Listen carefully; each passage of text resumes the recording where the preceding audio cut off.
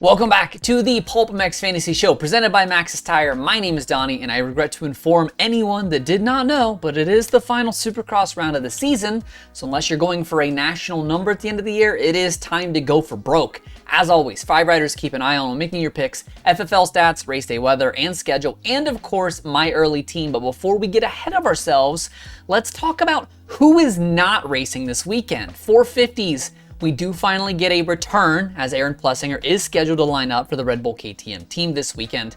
A DNF last weekend was nothing to Colt Nichols, as he'll also be lining up for his farewell with HRC Honda, and Alex Ray is going to give it a go on short rest from a broken finger. A-Ray said this would be his last year as a pro, so I'm sure he would love nothing more than a main event appearance on his way out. Nothing new to report on the 250 side. Everyone that is out is still out, and no one new added to the list. There are likely a few fringe guys that might bump up to the 450 class if entries look weak, so be sure to keep an eye on that.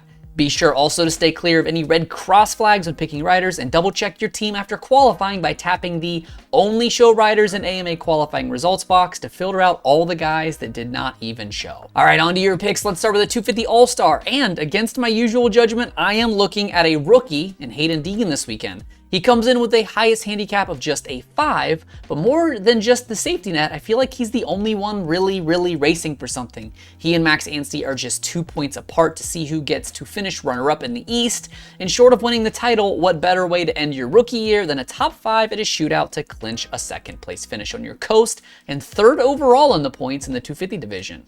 One guy I would definitely steer clear of this week is Yoshimura. He could very well end up on the podium and no one would bat an eye, but at a -4, a podium would still only get you 32 points, which isn't a bad score at all, but maxing out at 38 is just a very low upside for a guy that's not really racing for anything but pride in this series finale. 450 side, only 4 All-Stars left, and I think I'm in on Ken Roczen. Just a 1 handicap doesn't inspire a ton of confidence, but he is the only top guy out here not racing outdoors, so this is his grand hurrah for the 2023 American Series, and he is not going to be affected by the emotions that come with winning a title.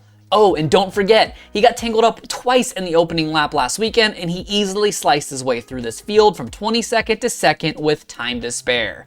For a double eligible guy, is there anyone easier to pick this weekend than Colt Nichols? If you can. He finished 4th 2 weekends ago, and now after a DNF bumps his handicap up to a 2, he's back in an even weaker field. This track does not seem to have a lot of passing opportunity, so his start prowess should be a big help this weekend.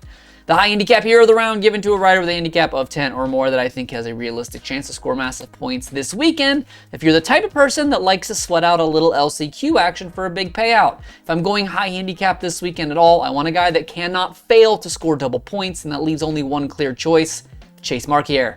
The PRMX Kawasaki rider comes in with a 13 and should have been an easy transfer last week, if not for that last gate pick in the LCQ. He has made 5 mains already, and this weekend is his last chance to make an impression on a team to get him a spot in the truck for the outdoor season.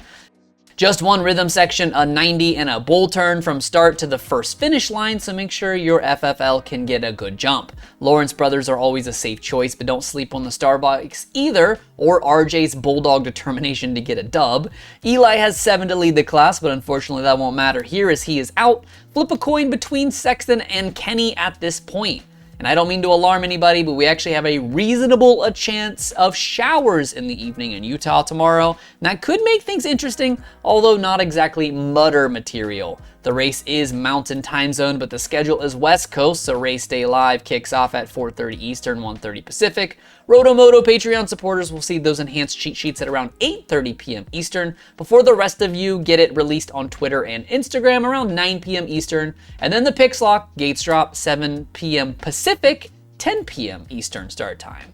Before I show you my early team, I want to talk about Maxxis Tire coming on for all 17 rounds so I can deliver these videos for you. You know Maxxis Tire. You know their MX ST tire designed by the king of Supercross and my all-time favorite rider, Jeremy McGrath.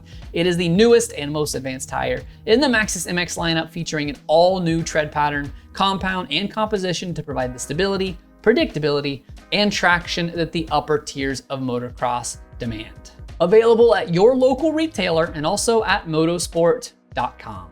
My Thursday team sees Hayden Deegan as my all-star. I have Mitchell Oldenburg with a 2 handicap, Carson Mumford's last pro circuit ride at a 4, and Colin Park also with the 4. 450 side, I'm penciling in Kickstart Kenny at a 1, Colt Nichols at a 2, Grant Harlan boasting a 5, and Cade Clayson with an 8 handicap upside. The prize for the highest championship league score in Salt Lake is an Alex Ray jersey, but if you're not great at fantasy, that is okay. If you want a chance to win an authentic race used and autographed memorabilia like this Jeremy Martin front number plate, consider joining me over on Patreon for just about $1 per week. You're entered to win race used and autographed memorabilia, and insiders and above double their entries, as well as an exclusive podcast talking fantasy stats on every rider in the field, and those enhanced cheat sheets that come out every single Saturday. Link for all of that is in the description below. And don't forget to follow PulpMX Fantasy and RotoMoto on both Instagram and Twitter for injury updates as the weekend rolls on, qualifying info, and stats and banter throughout the race itself, and those fantasy cheat sheets once qualifying is done and wrapped. Thanks as always for watching the PulpMX Fantasy Show presented by Maxxis Tire.